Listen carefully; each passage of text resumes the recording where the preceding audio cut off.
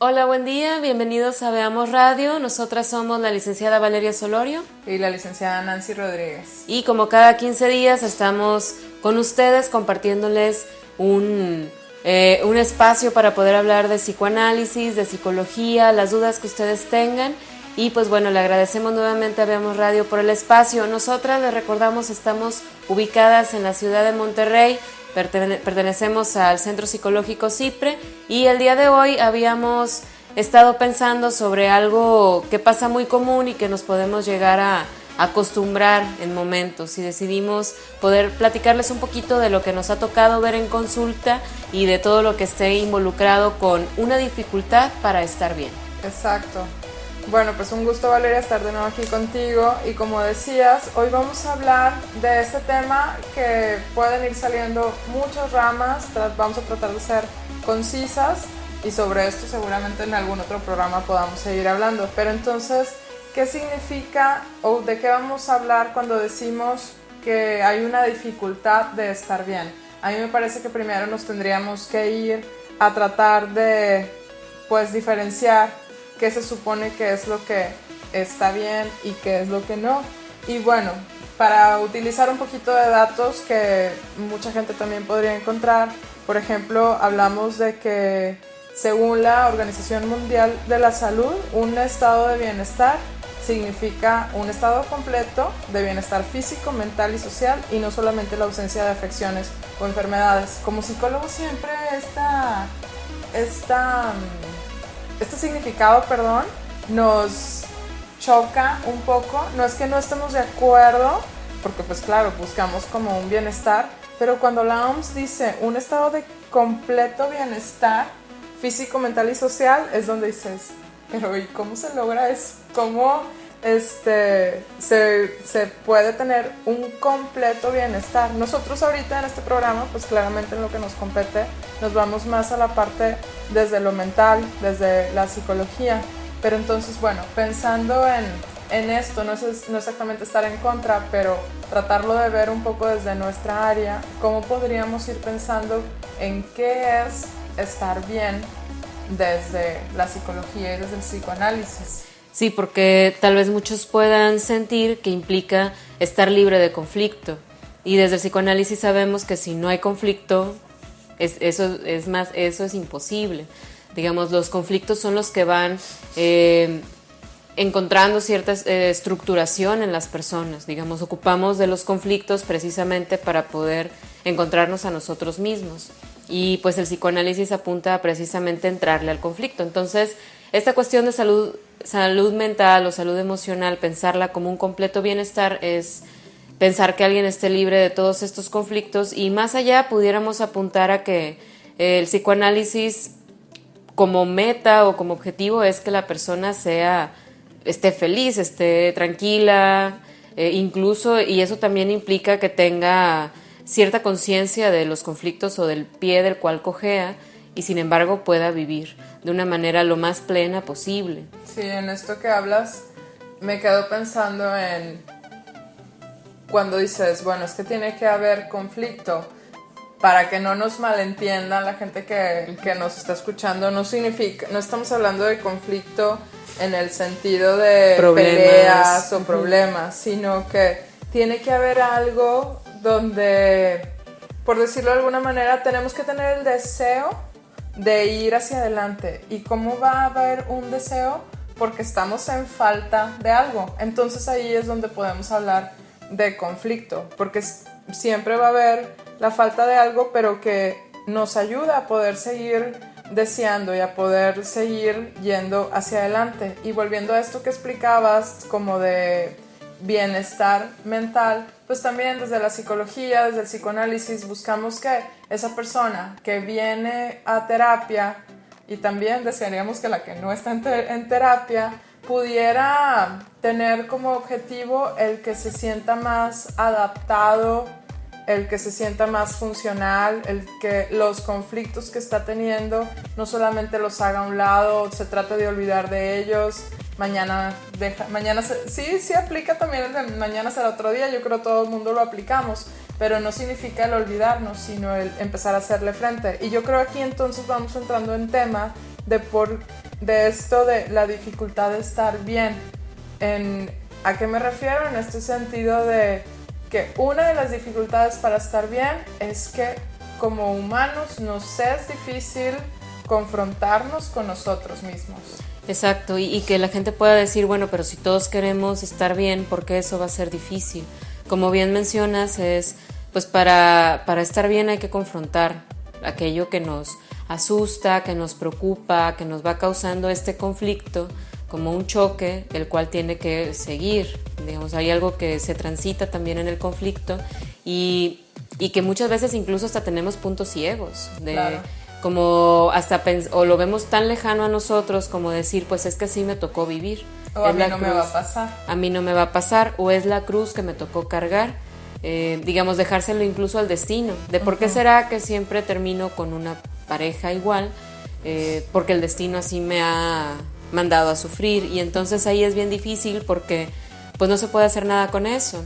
Entonces allí hay una dificultad para estar bien. O sea, implica incluso hasta soltar ciertas cosas a las cuales estamos aferrados y que ya no nos están ayudando de alguna forma. Sí, ahí, por ejemplo, en eso que tú dices, pensaríamos que entonces algunas personas están acostumbradas a estar mal o regular. O sea, es como tú decías, oye, pues es como me tocó, es en donde nací. Sí, entendemos que muchas situaciones van a estar, van a cambiar o van a tener diferentes posibilidades según el contexto. Pero no significa que nos tengamos que quedar con la idea de así me tocó y a esto me acostumbro. A lo mejor podríamos pensarlo entre muchas opciones en un matrimonio, ¿no? Como una pareja que ha venido teniendo pues dificultades ya de seriedad, no sé, tratemos de imaginar algo que la lleva a no estar bien, a sentirse mal constantemente, pero como tú decías, hay esos puntos ciegos también y la dificultad aquí para estar bien es no querer darnos cuenta de que podría ser diferente.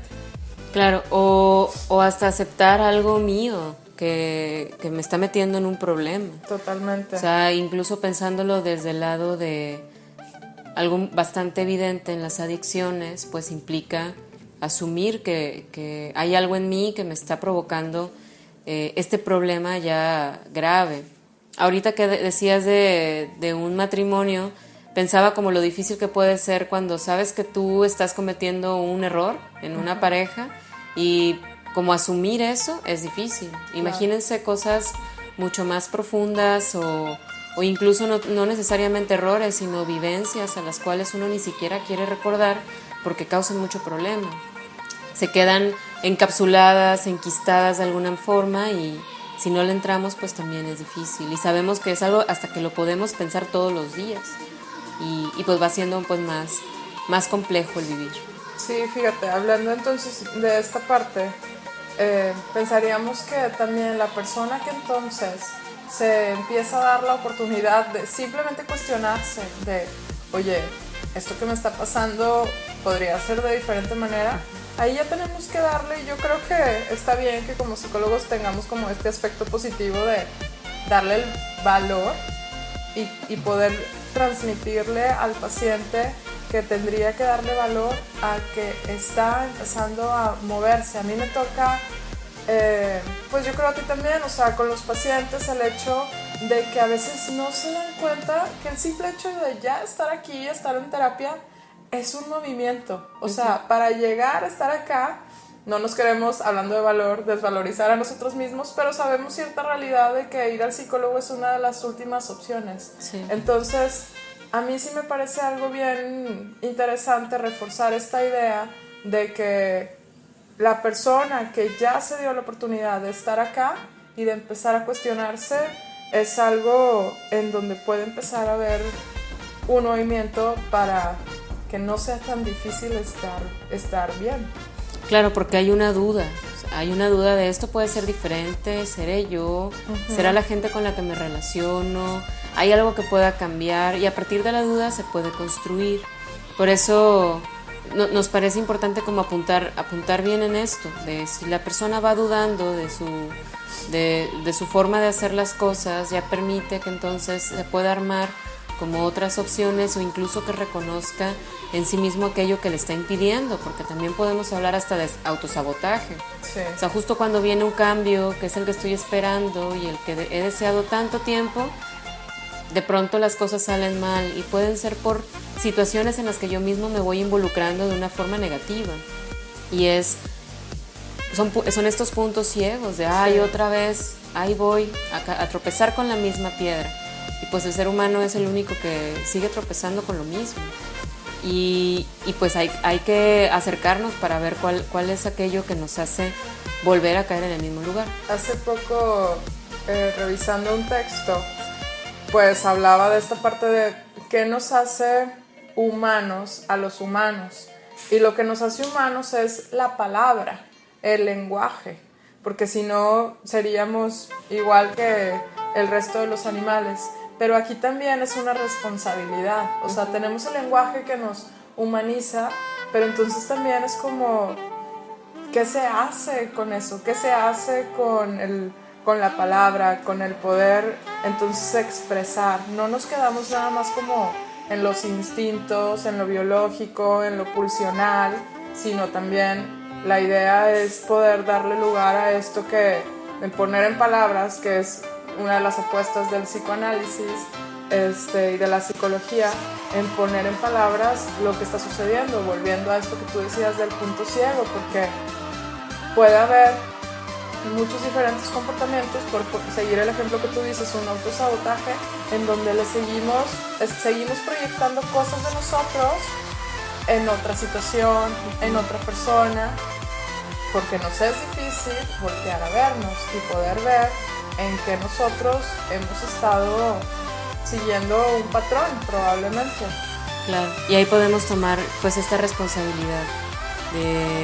Está esta frase, ¿no? Uno es, bueno, no sé si la voy a decir bien, pero uno es responsable de lo que dice y esclavo de lo que calla, ¿no? Sí. Algo así, no sé si lo estoy diciendo bien, pero pues apalabrar las cosas ayuda mucho a darle cierto sentido. Y cierta también situación del por qué nos es difícil. Podríamos pensar también que nos duele en la identidad, porque es también, estamos claro, y es algo necesario y positivo vivir en sociedad, pero estamos también como mucho a la expectativa de lo que los demás piensan de mí, de lo que los demás hablan de mí. Y como decías tú ahorita con esta frase, o sea, el problema no se va a resolver callando. Sí vivimos en sociedad, pero no nos podemos, o más bien, si queremos darle lugar a estas dificultades y poder ir mejorando, no podemos callar lo que esté sucediendo, porque luego entonces se pone en síntomas, ¿no? En diferentes síntomas que podríamos así nombrar como muy brevemente en algo psicosomático, en acciones que ni siquiera veníamos venir y es algo como impulsivo. No sobran los pacientes que vienen y dicen, es que ni siquiera lo planeé, o sea, salió de repente, ¿no? En enfermedades, en ponernos en riesgo, incluso como a negar algo, o sea, de ese tema no me hablen y demás, pues nos pone también en un conflicto muy importante. Yo creo, para ir cerrando, Valeria, que este tema siempre, y yo creo que todos los temas van para mucho, pues que podemos como recomendar a las personas que nos están escuchando, pues esta parte de no exactamente hacer una pausa, sino en nuestra propia vida y en paralelo, porque luego también decimos, es que me tengo que detener a pensar cómo le voy a hacer, pero la vida no se para. Entonces es como en paralelo el poder ir viendo si estoy mal, ir analizando, detenernos un poco a analizar sin que la vida deje de ir, empezar a recordar qué patrones he seguido, qué es lo que, por poner el ejemplo de las parejas, oye, siempre estoy con este tipo mismo de parejas, que también estoy eligiendo yo. Empezar a entender un poco más esto, y claro que con la ayuda de un espacio psicoterapéutico pues no decimos que hay varitas mágicas ni magia aquí, pero sí un espacio con una escucha muy diferente, en donde también nuestra idea siempre es el brindarle un lugar al paciente en donde él pueda empezar a escucharse. Exacto, y localizar aquello que lo hace estar involucrado en problemáticas, ubicarlo en el mismo, porque a partir de ahí sí se puede hacer un cambio, y eso es sumamente valioso. Bueno, pues un gustazo otra vez haber estado contigo aquí en este programa quincenal para Veamos Radio. Les recordamos a los que nos escuchan nuestros contactos. Como decíamos, somos psicólogas de CIPRE, que estamos físicamente nosotros en Monterrey, pero hay psicólogos en Guadalajara y también en Cádiz, España. También tenemos el servicio de terapia en línea, entonces realmente esto puede tener el alcance para cualquier persona ahora sí que en cualquier parte del mundo, ¿no? Y les recordamos los contactos. En Facebook nos encuentran como CIPRE Psicología Preventiva. La página de internet es www.psicologiapreventiva.com.mx y para llamar puede ser al 81 83 42 0000. Y pues bueno, nuevamente gracias a Veamos Radio por el espacio. Nosotras nos vemos dentro de 15 días y pues nos despedimos. Soy la licenciada Valeria Solorio. Y la licenciada Nancy Rodríguez. Es cuanto.